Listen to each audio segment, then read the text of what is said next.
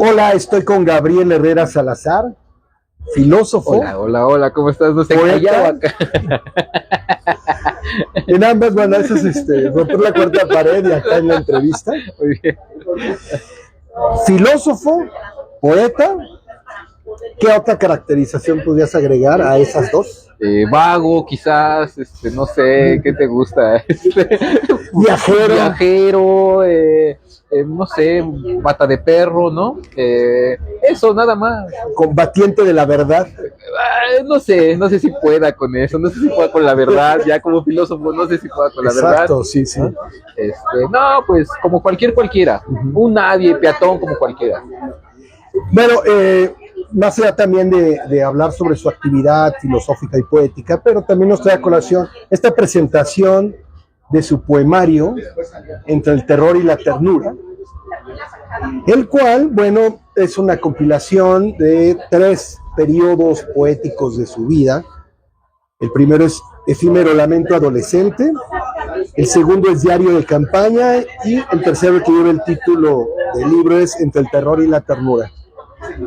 Antes de empezar a comentar ya tal cual sobre el libro exactamente, algunas preguntas que tengo en relación a pero a mí siempre me gusta saber qué es, o sea, cómo llegaste aquí, es decir, todo el mundo tiene un origen, ¿no? Un principio. Hablemos del poético, o sea, y literario, artístico. La pregunta sería, ¿cómo empezó todo? O sea, ¿cómo empezaste esto y cómo se dio este arco para llegar a esto? Bueno, rápido, ¿no? Para no quitarles tiempo y aburrirlos. Yo empecé a escribir a los 15 años, más o menos. Creo que tenía siempre como en adolescentes, tenía mi noviecita, tenía mis emociones, ¿no? De la época, mis hormonas, ¿no? Y creo que ahí empecé a comenzar a conocer esto del amor, como la interpelación del amor, en ese sentido, el amor erótico de la persona que te atrae, que te gusta, que quieres que sea tu novia. Y era curioso porque ese sentimiento me llevaba como a poner palabras que de pronto tenían cierta rima o cierto ritmo, ¿no? Pero esto me lo inspiraba ella, ¿no? Claro. La otra persona, ¿no? Y después, cuando, como todos jovencitos, ¿no? Ya, no, se me acabó el amor, ya no queremos. Estas rupturas me llevaron, ahí sí, ya de manera más fáctica, real, a escribir, porque me encontraba en la soledad. ¿A quién le digo cómo me siento, no? En este dolor de no tenerte, de sentir que te vas, o todo claro. Eso, ¿no? Por ejemplo. Y quizás alguien con mucha necesidad de amor, ¿no? Alguien como yo creo que como muchos, con mucha necesidad de cariño, y entonces cuando estos desapegos de la juventud, me arrojaron directamente a escribir cuando me sentía en plena desesperación, ¿no? Son como los límites de la desesperación, los límites de la soledad, y que a final de cuentas no te comprenden, porque lo que estás sintiendo es incomprensible para aquel que no lo está viviendo, y aunque lo haya vivido, finalmente no lo ponen las palabras que tú quisieras, que es algo así, ¿no? Entonces yo ponía mis propias palabras de lo que sentía, y con el tiempo fui juntando hojas, y llegó un momento en el cual a un amigo le pedí, oye, ayúdame a cortarlos, porque ya las historias de por cómo surgieron a veces se quedan atrás, lo que queda es el papel escrito. Claro, ¿no? Se queda el texto, pero el subtexto, bueno, solo tú lo sabes. Exacto, ¿no? Pues este texto que se queda, lo lleva un amigo que ya estudiaba en aquella época letras, que era un amigo del barrio, ¿no? Porque éramos compas, y entonces me dice, sí, vamos a ver, ya lo empezó me dice, mira, córtale acá, con más técnico, la idea más técnica, mira, está muy largo, mira, hay que hacer esto, aunque no te guste, hay cosas que no valen la pena, así me lo decías, ¿no? Y son textos muy largos, y poco a poco, conforme fuimos trabajando los textos, fui aprendiendo cómo pulirlos. Y claro, vinieron nuevas experiencias de otro tipo, ¿no? La poesía para mí es algo así como ponerle palabras a un sentimiento.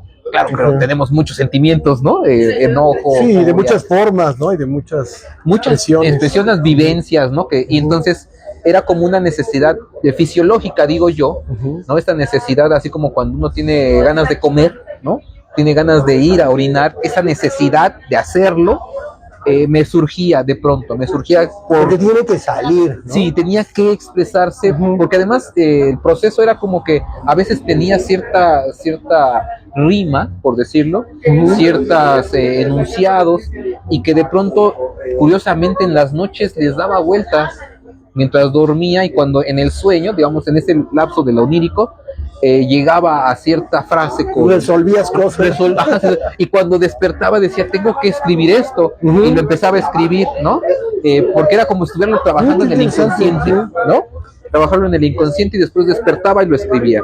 Pero estos sentimientos llegaba a estos sentimientos por estas necesidades de soledad, ¿no? De vacíos, de sentimientos reprimidos, si tú quieres, y salían por las palabras, ¿no? Por las palabras. Y llegamos a después de muchos años, porque lo escribí en 15 años más o menos, son 15 años de escritura, claro. Y otros 15 en tratado de publicar, porque para mí no, yo decía, no sé a quién le puede interesar esto, ¿no? Una amiga que se llama Estrella, ¿no? Una profesora, ya más grande la conocí, que además quiero mandarle un saludo, que si me ven, ¿no? Me invitó en alguna ocasión ya más grande yo, y me dice, vamos a hacer el 14 de febrero, van a venir unos trovadores, pero ella ya sabía que yo escribía, ¿no? Porque y me dice, quiero que leas unos poemas mientras estamos en la bohemia, ¿no? 14 de febrero, todo bonito, pues de amor, ¿por qué no? Claro. Y en esa bohemia, pues nos llevó la noche, por supuesto, ¿no? Estuvimos diciendo cosas. Y ella me dio la confianza, me dio la posibilidad de poder expresarlo y decir, vale la pena. O sea, vale la pena que alguien lo escuche y no está tan mal, algo así. O sea, y para que alguien lo escuche, pues vale la pena materializarlo. Exacto. ¿No? Que ese es el primer paso. Es el primer paso. Y empezamos ya como colectivo, que aquí está, y el colectivo empezó como a buscar los apoyos. Esto hay que decirlo. PACMIC, ¿no? Apoyos culturales, los colectivos culturales de Ciudad de México, convocatorias, por ejemplo, de Tláhuac, que ahí tienen una de las dos alcaldías que tiene concursos para artistas locales, también te dan un recurso para publicar o lo que sea según el proyecto, y a todos le apostamos y a todos nos dijeron que no. Todos nos dijeron, porque entonces era el colectivo sufre estos descalabros de aquí metes desgaste, aquí metes desgaste, aquí metes desgaste, pero también dentro de estas editoriales que también exploré, me decían, es que la poesía no vende. Sí, bueno, eso se sabe. Sí, hoy puede vender novela, cuentos, si tú quieres, en algún momento. Y la poesía es arte por el arte. Sí, no va a vender, entonces sí, dice, va a ser muy difícil, a menos de que ya seas una persona que tenga renombre, y que en ese renombre alguien de cierta editorial lo haga. Hay, ¿no? Un contrato. Claro, cualquiera como yo, un nadie como yo, pues no. Entonces decidimos ya en última instancia que íbamos a... Porque es tu primer poemario. Sí, y yo creo que el último también, es todo, ya es el único y el último. Así que es el primero y el último. Sí, ya decidí que ya no, ya. Y ahí sí surge ya, con el recurso del colectivo, digamos, de los compañeros, empezamos ya a decirlo, bueno, ya lo hemos postergado muchos años, ya, o sea, hay que sacarlo ya, y con lo que tenga que ser, y así llegamos a este momento, es así. Oye, y este es, digamos, un poco el panorama del proceso como poeta.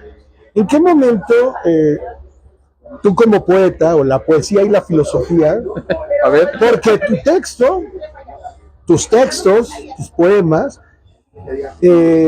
tienen carga filosófica en el sentido de la inquietud, o sea, estás haciendo constantemente preguntas, estás, por ejemplo, de la muerte, haces una especulación, quizás sea por esto, quizás sea por el otro, y hay una reflexión, sí, filosófica, que no te puedes sacudir porque eres filósofo, pero lo interesante es que, pues, muchas veces este encuentro, pues, a veces no es, o sea, en tu caso sí se fusionó, pero no siempre es así, a veces se choca y se separa, ¿no? Yo llegué a entender en la filosofía ¿sale? Ya, porque somos filósofos, tú sabes, en la UAM, también somos de la UAM.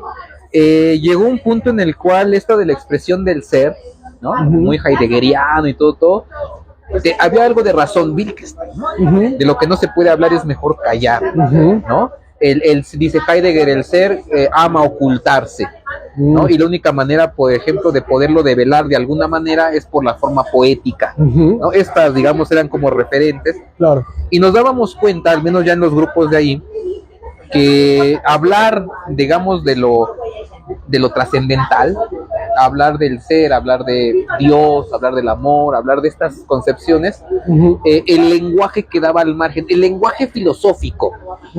Era como, veíamos a Hegel, por ejemplo, y Hegel pareciera ser que es un poeta de la filosofía, ¿ves? O sea, escribe unas metáforas para tratar de demostrar el ser en sí, o Heidegger, el ser que ama ocultarse, hace toda una combinación de enunciados, de párrafos para tratar de mostrar. Desmenuza, ¿no? Desmenuza las palabras. Bueno, no sé si en todo se puede, pero en el alemán ves que las separa, las conjunta, las revuelve y encuentra nuevos significados, nuevas concepciones. Y después de ellos viene Derrida, ¿no? Los márgenes de la filosofía, ¿no? Los nihilistas, por ejemplo, Cioran, ¿no? Los límites del lenguaje, ¿no? Otra vez, de lo que no se puede hablar es mejor callar. Y entendíamos que la literatura, por ejemplo, el cuento, novela y poesía, era también expresar a veces, en muchos casos, expresa cosas igual que la filosofía en menos palabras, y no por la cantidad, sino la manera en que se dice. Y en el lenguaje filosófico no era permitido. Es que ahí es la parte interesante de la relación de filosofía y poesía, porque yo he mantenido, sobre todo en mi tesis, de que la filosofía encuentra un impas por el uso del lenguaje, pero la poesía, con estas variantes y permisibilidades estéticas de mostrar, sí, claro, puede llegar a lugares donde el lenguaje filosófico no puede. Por ahí va, ¿no? Exacto, es por ahí, esa es la idea, que de pronto al haber ciertos límites y fronteras en el propio lenguaje filosófico, la literatura, no es lo mismo leer El ser y la nada de Sartre que leer La náusea de Sartre. Y tú no lees La náusea de Sartre y dices, está diciendo cosas bien fuertes, claro, bien fuertes, y no es el lenguaje filosófico técnico, el en sí, ¿no? Y creo que eso me gustaba, porque creo que se podía acceder de mayor o una comprensión mucho más fuerte a partir de la literatura, y la poesía entraba dentro de eso. Y entonces a veces creo que se puede decir muchas más cosas de las que queremos decir por poesía que por la filosofía, por su rigor, el rigor que quiere, ¿no? Sí, claro, el rigor, los márgenes, ¿no? Los límites. Hay algo que he platicado, por ejemplo, con los poetas que he entrevistado, es que tengo esta idea de que la filosofía llega a un impasse lingüístico, y el arte, más allá de la literatura, creo que todo el arte tiene diferentes formas de expresión, juegos de lenguaje, que tocan estas partes que la filosofía ya no se atora y ya no encuentra, digamos, lingüísticamente una solución, resolución o disolución. Y el arte, como que, yo por ejemplo lo que pensaba es que quizá no es, o sea, el arte permite que digas, bueno, yo no estoy de acuerdo con lo que está afirmando A, pero entiendo por qué lo afirma y no hay problema. O sea, él empieza eso, yo afirmo eso, hay un impasse, pero sí hay una comprensión ontológica que el arte, o en este caso la poesía, permite, ¿no? Abre. A lo mejor hay dos intenciones distintas. Yo pienso que la filosofía intenta ser muy preciso en lo que quiere decir, y el arte, la poesía dentro de esas artes, más que querer precisión, quiere abrir la precisión de que es más, y que se presta, digamos, para y se presta, ¿no? Se presta. Estamos grabando, gracias. Ten cuidado. Y se presta para para ni siquiera ser consciente del ser, sino ser ya en sí. Es decir, no estoy tratando de racionalizar el ser, sino estoy siendo. Y en el estar siendo hago una pintura, una canción, hago arte, claro, no con la intención de explicarte algo, sino con la intención de decir, esto es lo más profundo, lo que está saliendo de mi sentimiento, ¿no? Y esto también va a tocar, el arte va a tocar con lo místico. O sea, está la mística, el arte y la filosofía, y como si el arte estuviera en medio, como que el arte toca lo sagrado, y la filosofía intenta racionalizar lo sagrado, donde pierde mucho, y el arte toca lo sagrado, y también hay una especie de desracionalización, pero no consciente, de que hace que nos aproximemos a este punto, ¿no? Porque siento que mucho de la filosofía racionalista se anula la parte de lo sagrado. En pro de explicarlo todo racional, olvida la voluntad, muy a lo Nietzsche, ¿no? Muy a lo Schopenhauer. Exacto. Olvida esa parte vital de la vida, porque se enclaustra en que solamente la razón tiene que explicar. Y hay una razón vital, por decirlo. O sea, la vida misma como voluntad ya es una especie de racionalidad, ¿no? Claro. Pero que no se va a mostrar en un discurso racional, puede ser a veces irracional, ¿no? En uno de los poemas por ahí digo, a ti te extraño más que a todas, porque todas eres tú, ¿no? O, por ejemplo, a ti te extraño, o algo así como, te extraño tanto como un loco extraña su santa razón. Es decir, la razón, en el poeta a veces la razón no es como la del filósofo, ¿no? Sí, además las imágenes, las ideas que evocan el lenguaje literario, muchas son indescriptibles, pero sí llegan más lejos o alcanzan ciertos puntos, ciertos medios que sí, en la filosofía en un sentido completamente racional o analítico, pues no, porque por ejemplo, un filósofo, que los hay, agarra una de estas frases, no, mira, tú estás equivocado, mira, aquí no hay contradicción, ya deja decir mamás. Pero en realidad, dentro de lo literario, tú dices, te quedas pensando, esto es lo que debe hacer. Bueno, no es que lo deba hacer, porque debe un deber ser, pero digamos, el arte, cuando es fuerte, contundente, auténtico, te deja pensando, te deja haciéndote reflexionando, y no en un pensamiento así que estés como perdido en el abismo, no, así estás así como, es que algo movió dentro de mí y que no dejo de pensar en eso, y si fuese con el lenguaje analítico, pues lo disuelves muy rápidamente la inquietud, ¿no? Es un consuelo, ¿no? Un consuelo. Exacto. Un consuelo. Pero te digo que los filósofos, creo que los nihilistas, ¿no? Un Jenny Bátimo, un Nietzsche, ¿no? Sí tocan el tema, ¿no? Sí hay un momento en el que tocan el tema de decir, la racionalidad pierde, porque la única manera de acceder o profundizar más allá de la razón implica la emotividad del arte, como que ahí aterrizan. Claro. Y más allá del arte, quizás solo el silencio, el del místico, por ejemplo. En tu obra, digamos, encontraste entonces fluidez entre filosofía y poesía, o sea, no fue, pues, digamos, ningún conflicto. No era conflicto, porque como yo ya venía escribiendo desde los 15 años, yo entro a la universidad, pues que 19, 20 años, ¿no? Entonces, en ese momento yo ya venía de haber escrito varios poemas durante 5 años, ¿no?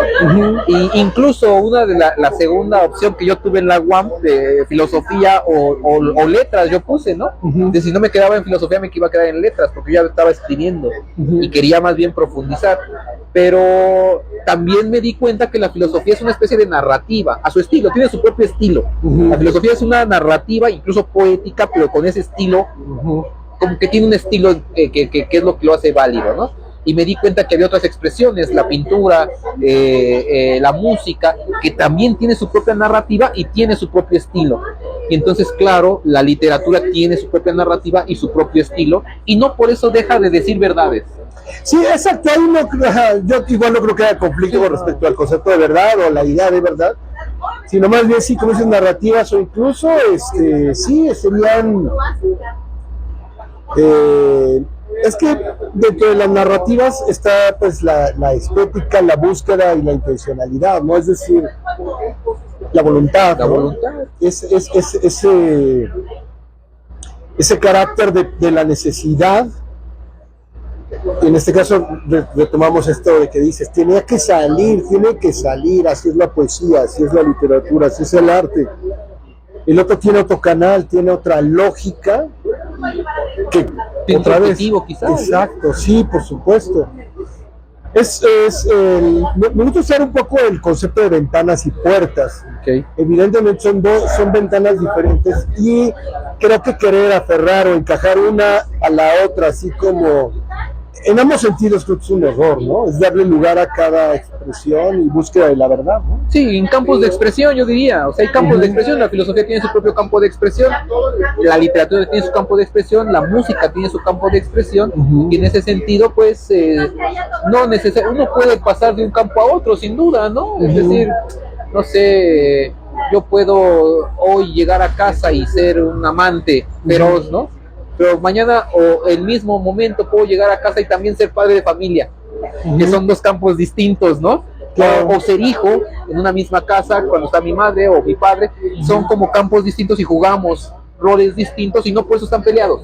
Claro. No por eso, entonces no encontré así como que la oposición, el fin de algo, simplemente trataba de entender que eran momentos o expresiones distintas. Oye, incluso las preguntas, ¿crees que sean las mismas pero bajo diferentes aristas o lógicas? Sí creo. Ok. Sí creo, Las sí. mismas preguntas pero de diferente perspectiva. Claro, porque, por ejemplo, ¿qué es el amor? Por ponerlo en esos términos, porque también podemos poner ¿por qué me siento tan solo? Por ejemplo, ¿no? Claro. Y la filosofía va a dar un tipo de respuesta, depende de sus autores, de sus clásicos, de su tradición. Y la poesía tenía algo que rompía con eso, ¿ves? No tendría un poeta o la poesía no tendría que citar. Sí, no tendría que decirle, como lo dijo Hegel, ¿no? No. Sí, claro. O sea, la poesía implicaba mayor libertad, poder salirse de ese canon. Y claro, ambas van a tener una respuesta a su estilo, pero la pregunta sigue siendo la misma: ¿por qué estamos vivos, no? Claro. ¿Cómo es esto de qué es la vida? ¿Qué se le vie, no? En francés, que a veces repetía constantemente, ¿no? ¿Qué se le vie? ¿Qué es la vida? ¿No? Y también filosóficamente se va a responder, pero ¿qué es la vida? Ya en poesía, pues no sé, así simplemente no sé, y no te lo descalifica un comité o un jurado de filósofos que digan, no, es que no tiene sentido tu frase, ¿no? Bueno, los congresos, bueno, ahorita porque no voy a congresos de poesía, por ejemplo, ¿no? O sea, ¿sí? Y cuando voy a un congreso no me pongo a recitar un poema. No sé, ¿me entiendes? O sea, sí, es otra dimensión. Es otra cara, ¿no? Sí, por supuesto. Oye, ¿no crees que, por ejemplo, Nietzsche sea, por poner un ejemplo paradigmático, alguien que logró, digamos, mezclar un poco estos dos juegos de lenguaje? Tú eres artista, ¿no? También. Pienso que dentro del arte también hay algo que rompe con la racionalidad, ¿no? Es decir, tenemos un poco de poetas y locos, dicen por ahí, ¿no? Claro. Y creo que es sano. Creo que es sumamente sano, ¿no? Entonces, creo que Nietzsche en su locura logra esta parte, ¿no? Logra, lo voy a decir así, le vale madre. O sea, le importa muy poco porque ya era una autoridad. Nietzsche a cierta época, cuando escribe así, habló Zaratustra, ya había hecho su vida académica y había impresionado y le habían aplaudido, y cuando escribe este libro es porque se da el lujo de volverse loco, por decirlo de alguna manera. Se da el lujo de escribir de una manera en que tú dices, y Zaratustra baja de la montaña. No tiene nada que ver con un postulado kantiano, por ejemplo, con un postulado hegeliano, o sea, es la imagen de Zaratustra que baja, ¿no? Que ya es una imagen literaria. Y no por eso deja de tener un contenido filosófico de lo que él estaba diciendo anteriormente, ¿no? Claro. Como que es otra expresión de lo mismo que está diciendo. Sí, por supuesto. Y se atreve, ¿no? Pienso ya después en Sartre, un ejemplo, ¿no? Simone de Beauvoir, todos estos que de pronto hacen novela. Aunque Sartre lo hizo, o sea, sí hizo libros de filosofía y libros Sí, de, paró. literarios, ¿no? El caso de Nietzsche, toda su obra, digamos, va dentro, es filosófica con estos caracteres, digamos, poéticos, ¿no? O viceversa, alguien puede decir, con esta poesía con caracteres filosóficos. Pero curiosamente, Nietzsche se lee en filosofía, o sea, Sí, bueno, por supuesto, es una gran sí, autoridad. claro, ¿no? Y viendo con la tradición. Y pensemos después en Derrida, un Derrida que tiene imágenes poéticas o ¿no? De revelaciones, postulados, no sé cómo decirlo, de que nos está diciendo todo lo que esto está aquí es mentira, o sea, no se aferra en una verdad absoluta. O sea, entonces hay el único verdadero se da en el silencio, ¿no? Lo único realmente filosófico y verdadero para decirlo como es, ni siquiera tendrías palabras para decirlo. Había una frase que decía en uno de sus libros: Dios, discúlpenme la expresión, y 3 puntos suspensivos, ¿no? Es decir, ya hablar de Dios con el concepto Dios ya está limitado, porque hablar de Dios implicaría, como el amor, hablar de estas sustancias, no sé, estas ideas, implica silencio, porque ¿quién podría hablar con las palabras verdaderas, contundentes? Sí, claro. No existe, entonces ya todo es poesía, ya todo es literatura. Las grandes verdades de los tantos tomos de Hegel es literatura también, porque eso no es verdad. La verdad en sí no se puede nombrar, ¿no? Entonces nos quedamos como otra vez al margen. Y de ahí la poesía y la literatura. Entonces me parece que Nietzsche es paradigmático, pero ¿qué te parece, no sé, Ernesto Sábato? No sé si lo has leído, este autor argentino que hace novela, ¿no? Héroes y tumbas, sobre Héroes y tumbas, El túnel, Abaddon, El exterminador, que hace 3 novelas. O un, ¿cómo se llama? De hecho, lo he escuchado hablar en entrevistas que le hicieron como en los 70s, y la verdad bastante interesante, pues todas sus reflexiones. Un Rulfo, por ejemplo, por pensar en alguien así, ¿no? Que él no es filósofo, pero lo que dice literariamente, la filosofía difícilmente lo diría. No sé si Sartre pudiera. Sería un filósofo quizá no tradicional, así de escuela griega, pero sí en su literatura hay estas preguntas. Yo regreso a las preguntas. No necesariamente que sean preguntas literal, o sea, que haya un signo de interrogación tal cual, o de manera literal se haga un cuestionamiento. Pregunta-respuesta, ¿no? Ajá. No, a veces el estar reflexionando, el estar especulando, imaginando, describiendo, puede contener esta inquietud filosófica, se puede contener preguntas. Sí, claro. O sea, unas observaciones por esta parte de que te estás preguntando sobre ti, sobre el ser, sobre la existencia, y ahí es donde creo que sería no una constante general, pero sí como un patrón o carácter en ciertos textos literarios que tocan la filosofía, ¿no? Pienso que son como preguntas ontológicas, ¿no? Que todo ser humano se hace. Claro, por supuesto. ¿Por qué estoy? ¿Por qué existo? ¿Quién soy? ¿Quién soy? Y claro, otra vez la filosofía intenta responder, ¿no? Ser y tiempo, el ser y la nada, estos textos enormes, ¿no? Claro. Tratando de responder sobre la existencia. Y alguien puede decir, hay otro de los poemas acá que dice, hay tan pocas cosas a las que aferrarse a esta existencia, ¿no? Un libro, un amor, una guerrilla. Se está respondiendo, el sujeto se está respondiendo sobre la existencia, claro. Y no es un tratado. Sí, ni necesita argumentación. No necesita argumentación. No, es un sentimiento. Y si la hay es diferente, no es la tradicional, ¿no? Hay una argumentación de otra manera, de otras poética, ¿no? Porque, exacto. Porque puede ser como una especie de invitación, o sea, a mí para la existencia y aferrarme, un libro, un amor o una guerrilla, ¿no? Así. Pero la invitación es, y todos los que están ahí, ¿tú a qué te aferras a la vida? Yo me aferro a esas 3, pero cualquiera puede decir, yo me aferro a otras cosas, ¿no? Claro. Me aferro a los, no sé, a lo que tú quieras, ¿no? A la selección mexicana. Me aferro. Pero, ¿cuál sería un ejemplo real de lo que te aferras? Eso es real. Ya digamos dentro de los desapegos, de realmente qué nos tiene aquí en la vida, realmente qué, o sea, si nos preguntamos honestamente por qué estamos aquí, carece de sentido, pareciera ser que no hay un sentido real, ese sentido uno se lo da, y entonces claro, uno a qué se aferra, un amor,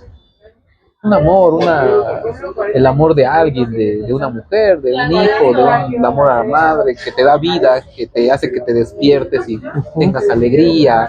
Creo que eso uno, así simplemente, ¿no? Alguien puede decir que no quieres carros, no quieres esto, no lo necesito, muy a los Diógenes, ¿no? Cuando le dice a Alejandro Magno, ¿qué necesitas? Yo te lo doy todo, yo soy el emperador, lo único que quiero es que te quites, ¿no? Porque me tapas el sol. Genial, sí, Sí, ¿no? Es como ese tipo, ¿tú qué necesitas? Y cuando hago todo un recuento de qué necesito, no necesita uno mucho para vivir. Necesita uno cariño, amor, ¿no? Compañía. Sí, y ¿no crees que eso, digamos, se ha ido clarificando conforme has crecido y ahora que eres padre? Sí, por supuesto. Eso como que ciertas pues, es la palabra, no se me ocurre otra, pero sí como que vas teniendo más claridad en cuanto a lo que sientes, lo que necesitas y lo que deseas, no sé, alcanzar. Las cosas cambian, ¿no? De las necesidades. Uno cambia y las cosas cambian. Lo que uno necesita pareciera ser que con el tiempo tenemos como diferentes necesidades, ¿no? Yo no sé si un niño, por ejemplo, así 4 años, ¿no?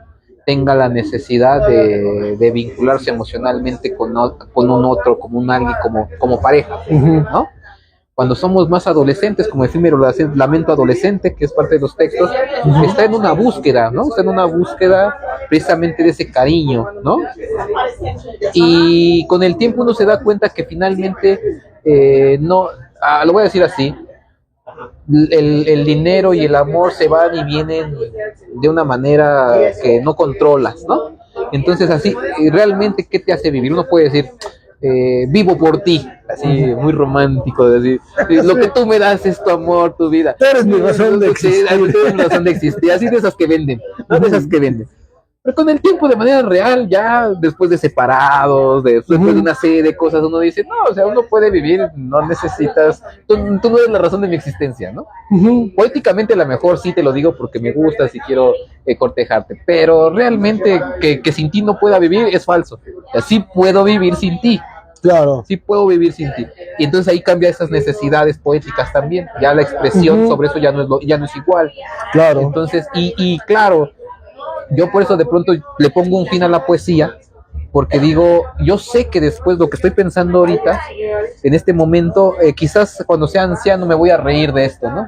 Por lo que sufría, por lo que lloraba o por lo que cantaba, ¿no? Claro. Por lo que me daba alegría, quizás cuando uno esté anciano no necesariamente va a estar riéndose de este momento, ¿no? Lo importante que era en ese instante.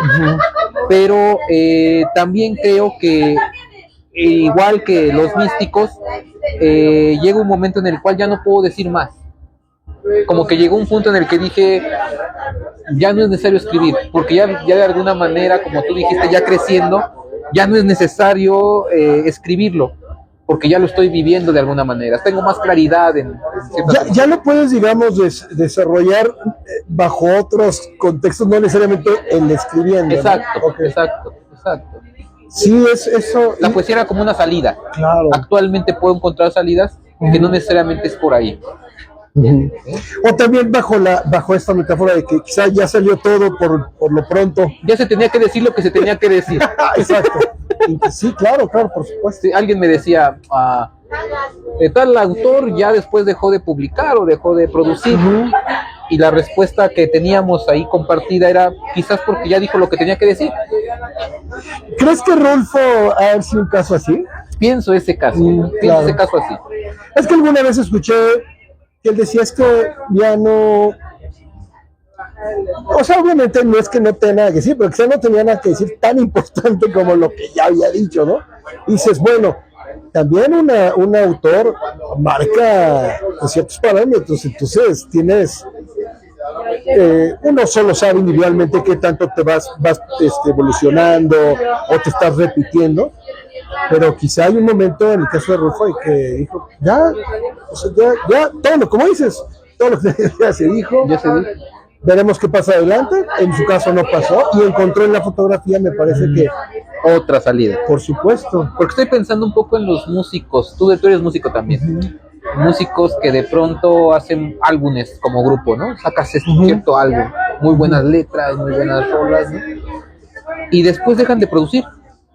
Pero un disco se queda como icónico, ¿no? Se queda ahí. Y dices, lo oigo, es bueno, hace buena música. ¿Por qué no ya lo volvieron a hacer?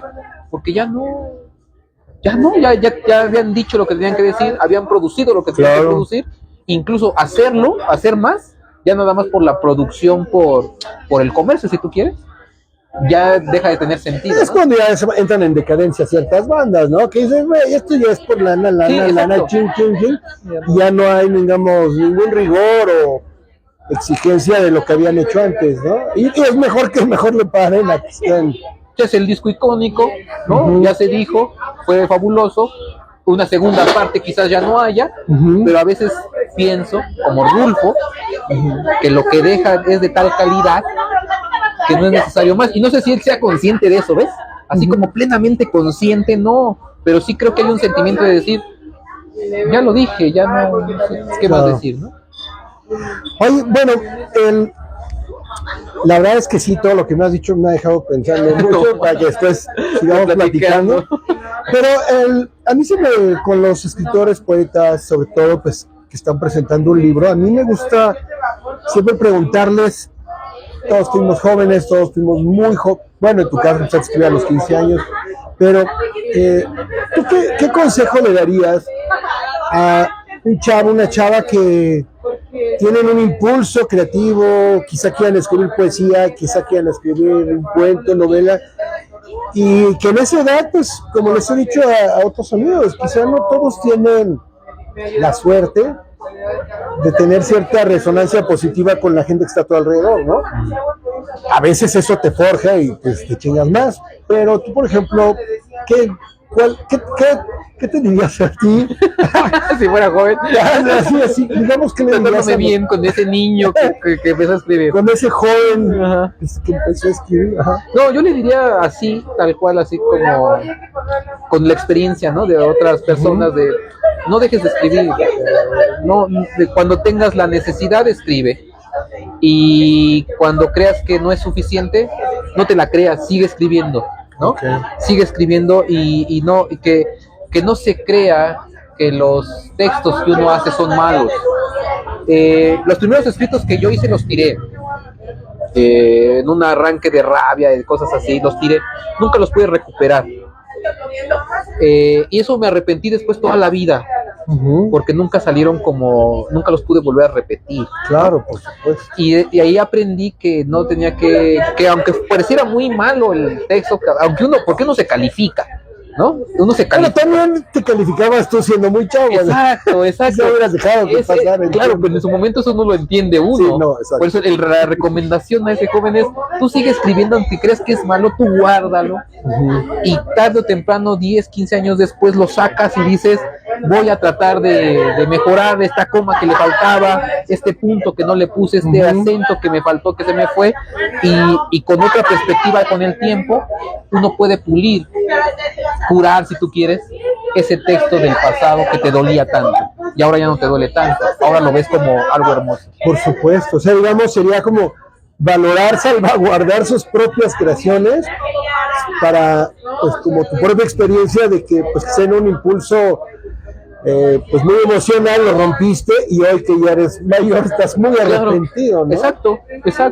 Sí, ese es buen consejo, porque muchas veces en lo efímero del coraje o de la frustración uno dice, esto no sirve, y destruyes, no, espérame, o sea, si hay un huracán y lo destruye, bueno, ya no fue perspectiva, pero tú no lo hagas, o sea, puedo entender también cierta parte terapéutica, pero creo que tener conciencia de que no es bueno. Sí, no es bueno hacerlo. Finalmente, si tú pasan 15 años y lees tus propios escritos, uno puede decir, no sirven para nada, ya tengo 15 años, no sé, ya tengo 20, 30, ya soy grande y digo, esto ya lo puedo evaluar y no tiene ningún valor, ¿no? Por ejemplo. Pero aún con todo, a lo mejor no es un valor para ti. Es decir, por ejemplo, esto yo les decía, los primeros textos que tengo a veces los leo, los de Efímero Lamento, los más jóvenes, y yo digo, ay, estaba como muy, pues sí, claro, con el tiempo uno dice, estaba muy joven, decía cosas muy rápidas, muy trilladas, si tú quieres. Pude hacerlo mejor, pero preferí dejarlos así. ¿Por qué? Porque alguien que está viviendo ese momento lo está viviendo así, digamos, de alguna manera, y los puede entender así. Entonces, actualmente no me identifico con algunos porque digo, ya no diría eso hoy, ¿no? Ya hoy desgarrarme las vestiduras por alguien hermosa, por alguien que es la inalcanzable de la prepa, ¿no? Actualmente, con los años que tengo, digo, no vale la pena. No vale la pena, pero en ese entonces, claro, sí, exacto, claro. Y así se queda. Pues yo creo que esos textos, para los jóvenes, que cualquier producción que haya, no solamente poesía, música, literatura, danza, lo que sea, que lo aprovechen y que hagan su acervo, su archivo, y con el tiempo después lo lean, con el tiempo después lo decidan. Y además de la parte, el leerte tú años después, más allá de que la recomendación es salvaguardar la obra para revaluarla después, pero también creo que viene también un rollo ahí de reconocimiento un poco hegeliano, ¿no? Leerte después, ok, así leía, claro que escribes diferente porque eres un ser diferente, sí, vas cambiando. Eres más joven, cuando creces tienes otros recursos, otras preocupaciones, va cambiando la literatura, y quizá a veces la desesperación de alguien muy joven es que a los 15 quiere ser Rambo, y que te publiquen.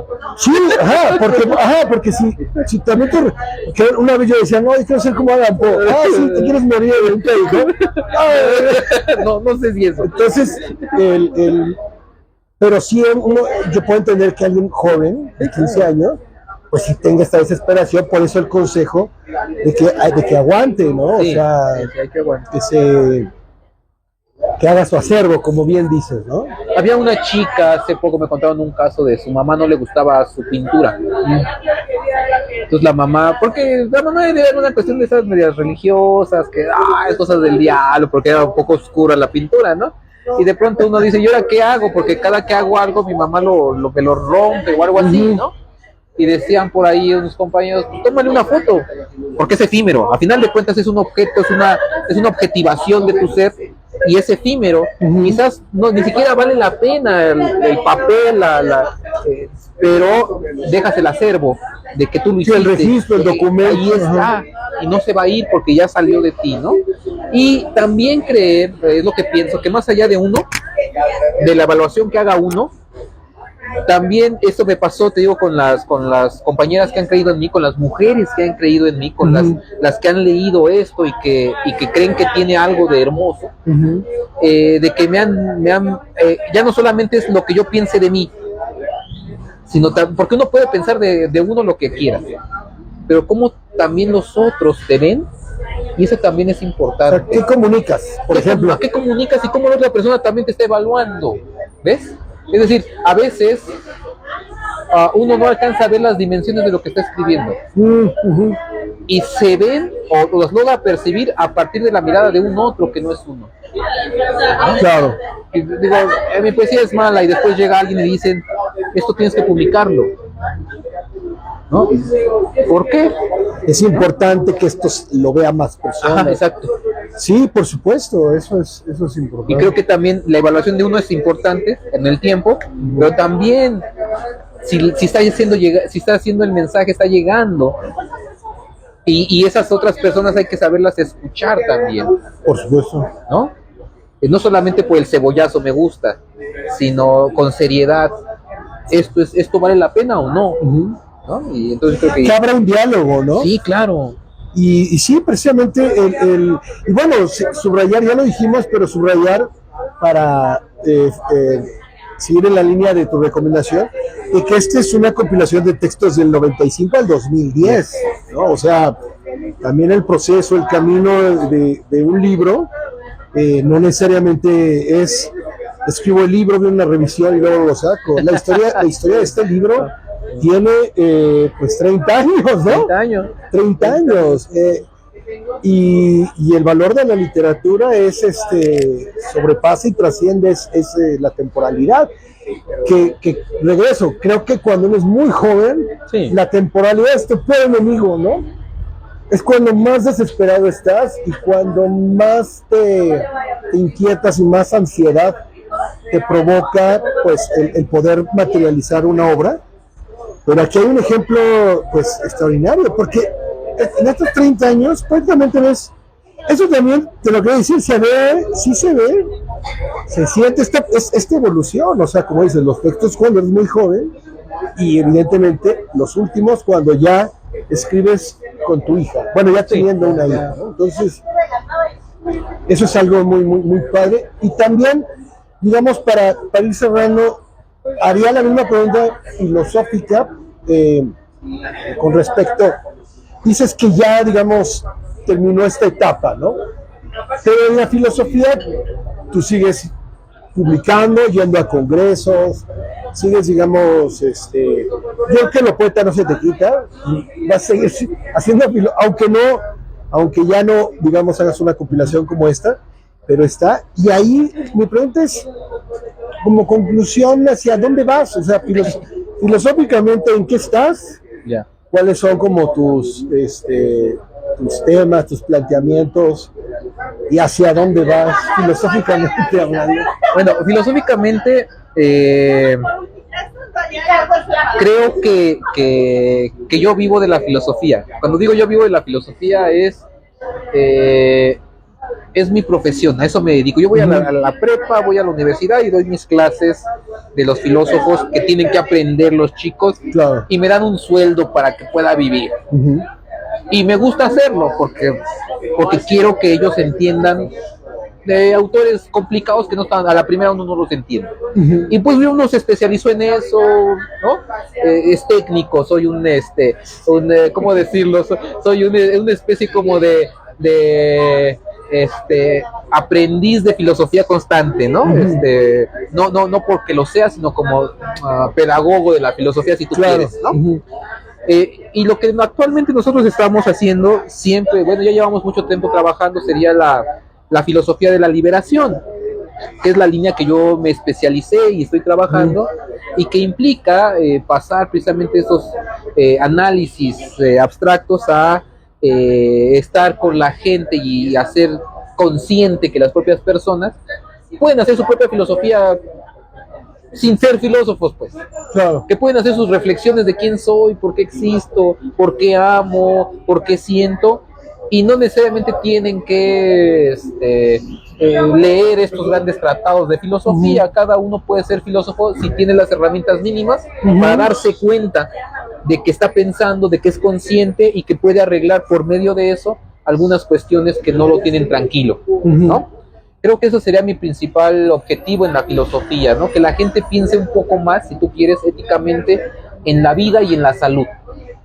Okay. Que seamos un poco más sanos, pues, que seamos un poco más humanos. Me parece que la ética, que es a donde yo he estado, me ayuda muchísimo, o quiero que a donde yo voy, que la gente se haga un poco más sensible de su propia existencia y de las de los demás que le rodean, y que puedan ser más empáticos ante este mundo de consumo, de violencia, de superficialidad e inmediatez. Claro, ¿no? Que es el amor para ti.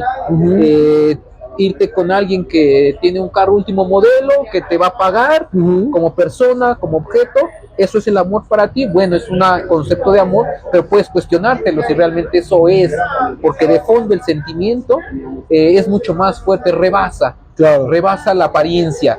Ahora, sí, por supuesto. Ahora sí, bien fenomenológicos, bien hegelianos y fenomenológicos, sería algo así. El fenómeno, no es la esencia, ¿no? Sí. Llegar al punto de la esencia implica precisamente que el fenómeno es lo que vemos aquí ante los ojos, pero no necesariamente el amor está ante los ojos solamente, ¿no?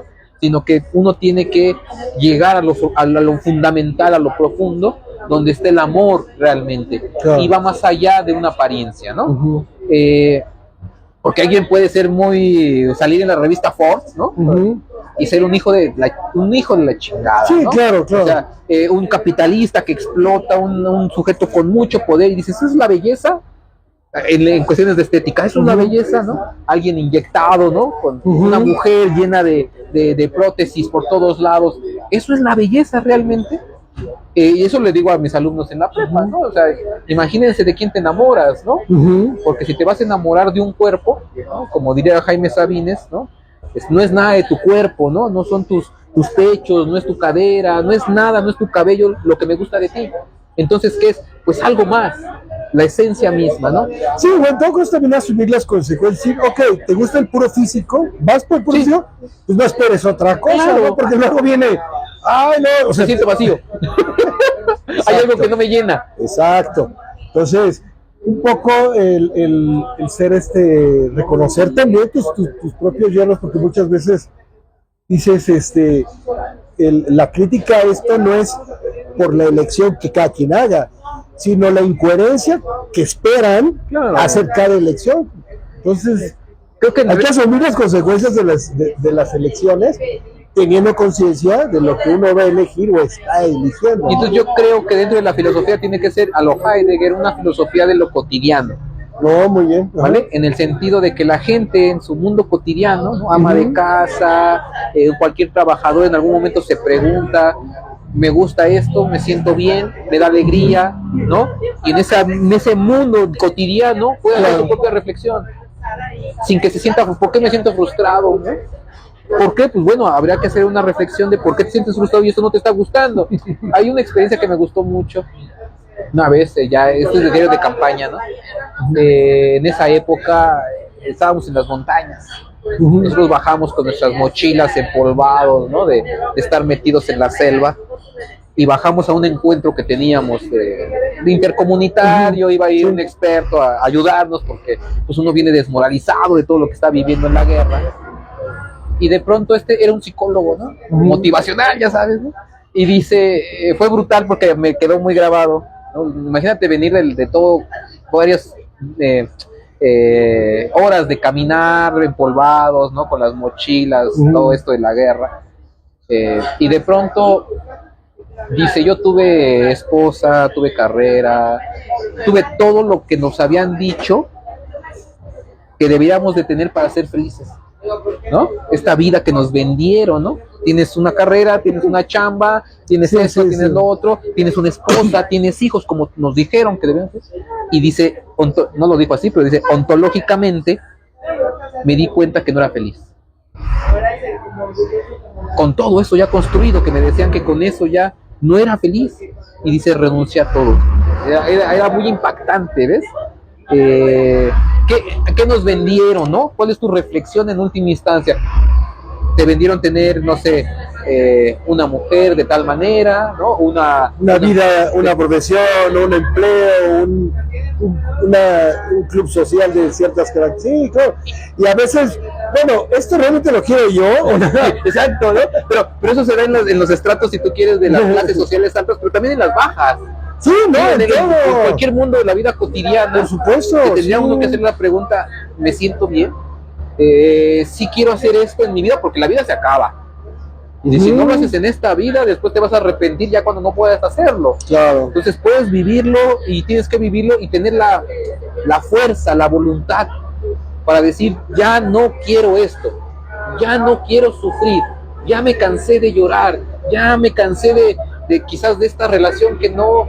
Que es como un renacimiento, casi, ¿no? De decir, no quiero o sea, no absolutamente todo de lo que me enseñaron, pero no todo lo que yo creía que había elegido, ¿no? Claro. Habrá algunas cosas que coincidan, ¿no?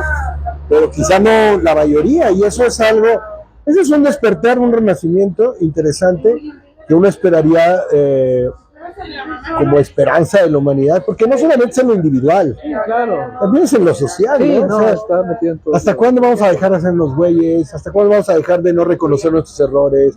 ¿Hasta cuándo vamos a dejar de hacernos víctimas? ¿Hasta cuándo va a dejar de tirarnos al piso? Exacto. ¿Hasta cuándo vamos a dejar de ser adolescentes como sociedad, ¿no? Y empezar a asumir las consecuencias y como adultos en un mundo global, ¿no? Porque sí, es interesante esa... Y eso es la filosofía, Eso es un punto más puro, eso es ¿no? lo que yo pretendo ya como cuando dices, ¿para dónde va mi parte filosófica? Es llegar a estas partes, ¿no? Es asumir, ¿quieres seguir sufriendo? ¿Por qué? O sea, si estoy sufriendo, ¿pero por qué sufres? Por esto. ¿Y por qué no lo cambias? O sea, ¿por qué no cambias lo que estás Sí, sintiendo? exacto, ¿no? pregúntate por qué lo sigues haciendo. Y si lo bueno sigue haciendo está bien, pero reflexiona Ajá, primero para que no sea nada más en automático, sí, ¿no? porque pues lo que podemos decir ahorita es algo muy idealista, ¿no? Por ejemplo, lo voy a poner ejemplos muy llanos, ¿no? Ajá. No me gusta salir a chambear a las 7 de la mañana. Ujú. Estoy sufriendo, ¿no? A ver, ¿y qué vas a hacer para vivir? No, pues es complicado. Ah, pues aunque no quieras, hay una obligación que tienes, ¿no? Soy padre, soy madre, no quiero ser padre, ser madre. Bueno, ¿lo puedes quitar? No, porque ya eres padre o ya eres madre. No hay vuelta de hoja. Claro. Asumir, porque una cosa es decir no quiero por capricho y otra cosa es decir esto no me gusta, pero hay cosas que son obligación de alguna manera. Claro. Que esas no me las puedo quitar y asumir esto es lo que hay y esto que es lo que hay, quiero ser feliz con esto que hay, ¿no? Claro. No voy a de pronto a decir voy a negar a mi hijo, no, es mi hijo, pero quiero que seamos felices, porque esta relación que es tormentosa no va a funcionar, entonces cambiemos la relación y no por eso vas a dejar de ser mi hijo y no por eso voy a dejar de ser tu padre o X, Claro, claro. ¿no? Creo que esas ya son como cuestiones un poco más, no de adolescentes, porque eso es con el crecimiento también, ¿no? Sí, pero quizás si la ambición sea social, es que esto vaya bajando, es decir, que las personas, aunque estés joven, pero bueno, eso Ser también es... responsable, ¿no? Exacto. Y el diálogo, es que muchas veces el asumir sería para mí la antítesis del diálogo. O sea, asumir la resignación. que el rol de hijo tiene que ser esto, asumir que yo como padre, asumir. No, o sea, pregúntate a ti, al otro, a todos. O sea, como bien lo dices, las cosas no tienen que ser a huevo, Sí, no. pero tienes que preguntarte para poder tener esa libertad, ¿no? De cierta forma. Entre los jóvenes, por ejemplo, ¿no?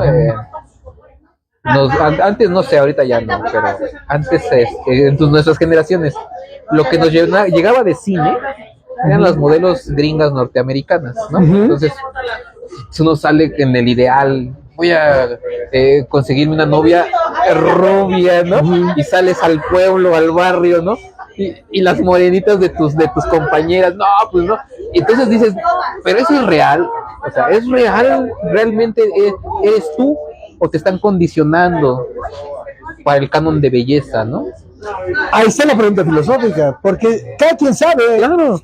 y a veces ni uno sabe, pero sí es bueno preguntárselo, porque sí, a veces es decir, a ver, ¿por qué estoy consumiendo algo? ¿No? Exacto, eso. ¿En realidad me gusta? Sí, eso. ¿O soy un perro amaestrado, ¿no? Entonces, Que me hacen creer que soy libre. ajá, La importante por ejemplo. realmente decide lo que tú quieras, pero toma conciencia de eso. Creo que por ahí va mi terreno filosófico actualmente. No, pues está muy interesante, sobre todo porque me parece que lo has planteado en un punto de que se vuelve algo presente, o sea, como un análisis constante. O sea, no es así de, mira, ahí te va la doctrina de fulano, llévatela a tu casa. La receta con pasos. No, acá es constante, preguntar, cuestionarse la existencia, la autenticidad, ¿no? Claro, y la vida individual de cada uno, hasta donde puede, quiere e intentar elegir o realizar, ¿no? ¿Qué te hace ser auténtico?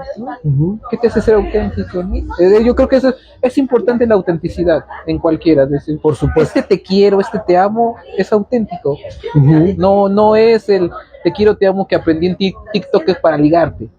Es que realmente te quiero, ¿no? Sí. Sí, o no, es que hasta se puede traducir así, ¿no? En algunos casos es, yo te quiero como novia porque voy a ser más popular, porque estás muy bonita, porque todos estos aspectos, cuando se vuelven algo de yo quiero estar contigo, porque me siento bien y ya, o sea, más bien, exacto. hasta no hay respuesta, ¿no? Hay una cita de Nietzsche y hace rato, pero ahorita viene también a colación de que dice, en el arte es tan difícil decir algo tan bueno como no decir nada. Y creo que estos temas están en el terreno del silencio o del mostrar, no de hacerlo lingüístico. Sí, Cuando no. se hace lingüístico, por ahí no va. No va por ahí. Es más otra cosa que cada uno sabe y cada uno tiene que estar preguntándose. A mí me deja como conclusión la plática contigo de que siempre he pensado que la filosofía es cuestionar, preguntarse, pero ahorita creo que no solo es un cuestionamiento en términos filosóficos, cuestionamiento en términos vivenciales, Sí, ¿no? claro. Y en cosas que para mí son fundamentales, como decir, a ver, ¿por qué hago esto? Ahora sí hay argumentos muy fuertes. Porque perfecto, voy. No hay problema. Pero está bien preguntárselo. Claro. Cuando te dejas de preguntar el sentido de tus acciones, pues te vuelves, te automatizas, ¿no? Y pues ahora sí que, como maquinaria. Se hace mecánico, te iba a decir. Se hace mecánico, se hace. Y eso mata. Por supuesto. Mata la vida. Mata el alma. Mata el alma, claro. O sea, sí, claro, ¿no? O sea, que te vuelves un robot. En un sentido, pues, bueno, cuando es lo emocional, no creo que sea un buen sentido así por robot, pero al final mecanizado, pues en un humano mecanizado, hasta la misma oración suena así como estridente, ¿no? ¿Por qué va a estar mecanizado un ser humano? porque además en esa parte uno se vuelve, por pulsión de vida. El sujeto humano está como destinado a romper sus propios límites de cierta manera conforme va avanzando. Entonces, imagínate pensar así como lo planteamos mecánicamente, se vuelve peligroso porque pierde sentido la vida. Y al perder sentido, pues tenemos... No tienes nada que perder y te vuelves una amenaza. Algo peligroso. Claro, ¿no? Entonces, sí. Aunque parezca absurdo, ¿no? La vida, la emoción, el amor, lo que te provoca otra persona, creo que es importante nunca perderla de vista. Es decir, la vida misma, el impulso que te lanza a escribir, que te lanza a hacer algo. Claro. Y sin eso, la vida se marchita como flor, ¿no? Te vas marchitando, porque entonces pierde sentido, eres mecánico, ¿para qué? ¿No? ¿Para qué trabajas? ¿Trabajas para vivir? ¿O vives para trabajar? Y hay gente que vive para trabajar. Claro. Y entonces, claro, hay tristezas, hay odios, hay resentimiento, hay frustración, sí. hay violencia. Por supuesto, claro. ¿No? Entonces, claro. Evitar eso implica reflexionar, pensar en nosotros mismos, cómo estás, cómo te sientes, te gusta, no te gusta, estás bien. Claro. Es momento de cambiar o no, por ejemplo. Pues eso depende de la situación, ¿no? Quizá nada más una pregunta, porque no necesariamente toda pregunta te lleva a ser un punto de inflexión, ¿no? Es preguntarte para seguirte cuestionando, ahí vamos, ¿no? ahí vamos, es algo cotidiano. No estoy tan mal, ya lo disfruto, ya lo estoy disfrutando ahora sí. O al revés, o si estoy muy mal, pues voy a hacer una canción, ¿no? Para cantar lo mal que estoy. Lo dolido que estoy. Por supuesto. Y se convierte en un hit, porque todos lo están viviendo eso. Sí, bueno, pues creo que para terminar se me hace un tema muy interesante. Es que más que un tema es un factor, creo que esencial de la filosofía, el cuestionar, no solo el cuestionar lo externo, cuestionar lo interno, cuestionar los propios cuestionamientos que uno hace. Esto evidentemente tiene diferentes contextos, ¿no? El contexto a veces te lleva a ciertas preguntas, pero al final no dejar ese diálogo consigo mismo. Sí, es parte del ser humano, es parte del ser humano. Yo creo que el diálogo con uno mismo también implica el diálogo con los otros, es decir, a mí me cuestiona siempre cuando hay un cuestionamiento de fuera y alguien que me dice, ¿te sientes bien, por ejemplo, no? La estoy pasando bien. ¿Te sientes bien realmente? Pues, quiero hacerme esa pregunta, ¿no? Si sí me siento bien, y claro, hay ayuda, ¿no? Quiero decir, siempre uno sí, porque en la última instancia el trabajo es con uno. pero también hay quienes siempre están a tu alrededor, ¿no? Te veo mal, ¿no? No te veo Claro, bien. pues te están percibiendo, o sea, a veces tú comunicas involuntariamente, bueno, siempre comunicamos involuntariamente. Claro. Ya el juicio que tomen los demás, eso ya no está en tus manos, pero tú sí, uno debe estar consciente de lo que comunica en la mayoría de las, en lo que se pueda, pues, Claro. en la manera de lo posible, de que, porque eso es un síntoma de lo interno. Sí, claro. O sea, si estás comunicando, pues no sé, depresión, tristeza, derrota, es porque, y no te das cuenta que lo estás haciendo, o sea, y no lo estás haciendo conscientemente, es porque eso es lo que se está moviendo dentro de ti. Entonces, escuchar lo que te preguntan, lo que te dicen, o sea, no tomarlo todo personal, así que te dicen, oye, a ver, el otro día te vi muy, muy molesto y irritado. Ay, ¿y qué? Así soy, así soy. De mí no vas a hablar. De mí no vas a hablar. Así somos en México. O sea, en realidad hay cosas muy personales que dicen, no, espérate, o sea, estoy criticando esto, no a ti, Sí, claro. estoy preguntándote esto, pero al final pero me deja mucho esta reflexión de la conversación contigo, de esto de preguntarte, pero en un sentido de diálogo. Porque a veces decir, cuestionarte, entonces estar chingando, ¿no? No. El preguntar también puede ser un diálogo. Sí. ¿Qué tal vamos? Sí, ¿no? sí. Y lo hacemos inconsciente. Bueno, a veces consciente, a veces inconscientemente, pero la parte aquí filosófica importante es que estés atento a tu existencia, ¿no? Claro. Sí, que uno se haga responsable de su propia existencia. Nadie va a venir a salvarte, tienes que salvarte tú, pues, o sea, tienes que decir, estoy bien, estoy mal, tienes que ser honesto. Esta novia con la que estoy, si realmente me está ayudando o me siento de la chingada, ¿no? Me dicen ahí, ¿no? Me hace llorar más veces de lo que me mojo en el interior, ¿no? En la ropa interior. Si es eso, entonces, ¿por qué estás ahí? ¿No? Sí, o por ejemplo, ¿por qué quiero estar con una pareja? ¿Por qué quiero tener un hijo? ¿Por qué quiero, ¿por qué quiero establecer un vínculo emocional con una persona? Hay que empezar a preguntarse eso. ¿Es solo para tener sexo? Pues dilo claramente. Tal cual. Es para tener hijos, dilo claramente, pero a veces sí, ser inauténtico es andar ahí, pues como a donde tiene la marea, ¿no? Entonces tenemos un hijo, pues va, nos casamos, pues también, terminamos, pues sí. ¿Y tú qué? ¿No? ¿Y Sí, tú claro. cuándo vas a opinar, cuándo vas a pensar por ti mismo y cuestionarte por qué tomas ciertas elecciones, ¿no? Sí, claro. Creo que eso sí es más... Yo pienso que en esta sociedad tan enferma en la que estamos viviendo, porque sí veo como una decadencia civilizatoria, sí tenemos que ser auténticos con uno mismo.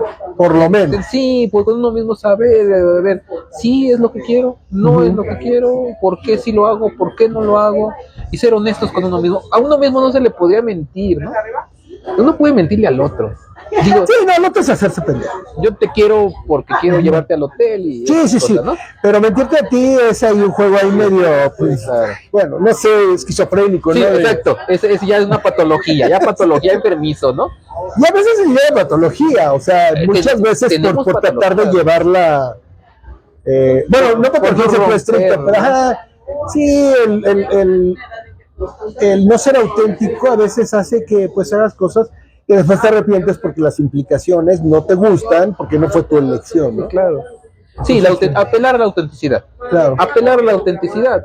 Ese es el punto, ¿no? Te quiero sincero es para ti, o sea, y aunque tú no lo creas, por tu propia formación, Sí, esa es otra eso cosa. ya es cosa tuya, pero mi corazón sí te estoy diciendo, te quiero, te deseo, quiero estar contigo. O al revés, no quiero nada, Exacto. porque pues muchos, Exacto. bueno, como corolario cultural, pues muchos matrimonios y relaciones Sí. siguen, pero porque pues es más cómodo seguir que romper, ¿no? Y bueno, eso es precisamente lo contrario de lo que estoy diciendo, que es preguntarte qué lo haces y poder decir, pues no. Sí, decir también, o sea, aunque no estemos juntos no quiere decir que deje de amarte. También. No quiere decir que no dejé de O quererte. sea, no significa que te odien. Sí, exacto. Como en México. ¿No me quieres? Entonces, Es la guerra, es la guerra, ¿no? Bésame o pégame. Sí, no, hacer los sentimientos. No pudimos vivir juntos, pero no por eso Claro. dejo de amarte, no por eso dejo de quererte. Por supuesto. No pudimos vivir juntos, pero no pasa nada. Como Aquí todos somos adultos y cada quien su vida. No y pasa no nada. tenemos por qué matarnos. Exacto. ¿no? No de todo el cariño que tenemos no tendríamos por qué hacernos daño. Ujú, Entonces exacto. es mejor, ¿no? Es mejor decir, aquí estamos lejos, en la lejanía, Ujú. y no por eso dejo de pensarte, no por eso dejo de sentirte, no por eso dejo de amarte, aunque no podemos estar juntos. Por supuesto. ¿No? Sí, Un poco quizás a lo Kierkegaard. Bueno, Kierkegaard tenía otro caso, ¿no? De con Regina y ¿no? Bueno, pero es un caso personal, pero sí entiendo esta parte de...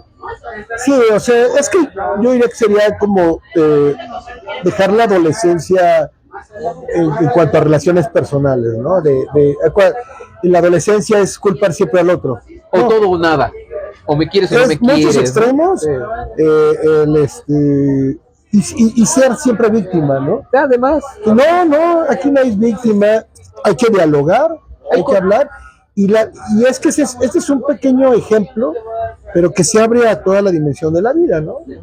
En todo lo que tiene que ver elecciones y decisiones sobre uno mismo. es parte de la condición humana. Ujú, Es parte de la condición humana también equivocarnos. ujú. Y no dañarnos por eso. Nos hemos equivocado. Seguiremos equivocándonos. Y qué bueno porque seguimos vivos por eso, ¿no? Aprender mejor de ello, podemos ¿no? cambiar, exacto. Podemos hacer una invitación a cambiar nuestras prácticas dañinas, Claro. tóxicas, enfermizas, ¿no? Por supuesto. Porque hay mucho de eso. Sí. Estamos plagados de eso. ¿no? Pues eso. Así, si quieres, le dejamos, no sé, córtale. Sí, haz lo que tú quieras. bueno, obviamente los temas llevan a más desarrollo, pero vamos a terminar ello, pero porque siento que también la elipsis entre comenzar hablando de sus textos literarios, la poesía, la filosofía, este vínculo, y al final, pues, a lo que está haciendo en filosofía y cómo dentro de estos grandes temas, pues lo aterrizamos en un sentido de que no es como en algunos profesores que yo tuve que hablaban de filosofía y lo que menos hacían era llevarlo a la existencia, ¿no? Sí, nada. Se mantenían en conceptos muy doctrinarios, abstractos obviamente, y acá, pues Gabriel, te agradezco muchísimo Gracias a ti. Gracias a ti. Gracias la por entrevista, invitación. la plática, el diálogo, No, la gracias, conversación, hermano. el libro, que la verdad es que me gustó muchísimo. Y bueno, vamos a seguir, próximamente tendremos quizá otro diálogo, otra reunión, sobre otros temas. También me gustaría hacer una mesa redonda con filósofos discutiendo precisamente esto, que es lo que creo que llegamos en esta conversación, que es sentir, ver, comprender la filosofía, la literatura, no desde trono sacralizado en el que yo cuando era niño casi decía, no, ahí está el señor escritor y el señor filósofo, y mira, háblales de usted.